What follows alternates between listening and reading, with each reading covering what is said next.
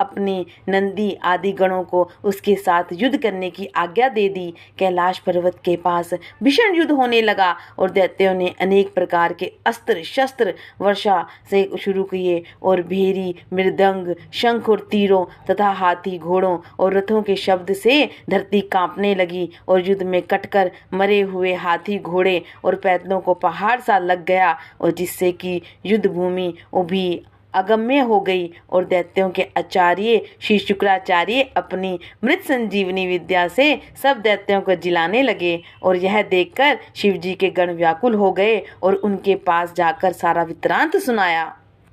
उसे सुनकर भगवान रुद्र के क्रोध की सीमा न रही। वह अपने भयंकर रूप से दशाओं को प्रज्वलित करने लगी और फिर तो उस समय उनके मुख से एक बड़ी भयंकर कन्या उत्पन्न हुई और जिसकी की दोनों जंघाएं ताल वृक्ष के समान थी। वह युद्ध भूमि में जाकर सब असुरों को चर्वण करने लगी और युद्ध भूमि में इस तरह विचरते हुए वह शुक्राचार्य जी के पास पहुंची और शीघ्र ही उन्हें अपने उदर में गुप्त कर लिया और फिर स्वयं ही अंतर्ध्यान हो गई।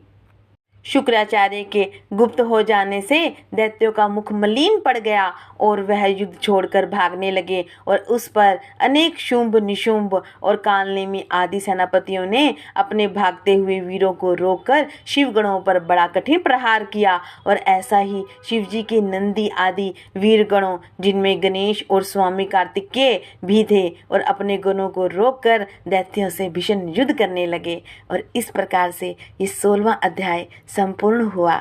जय श्री राधे, जय श्री कृष्णा।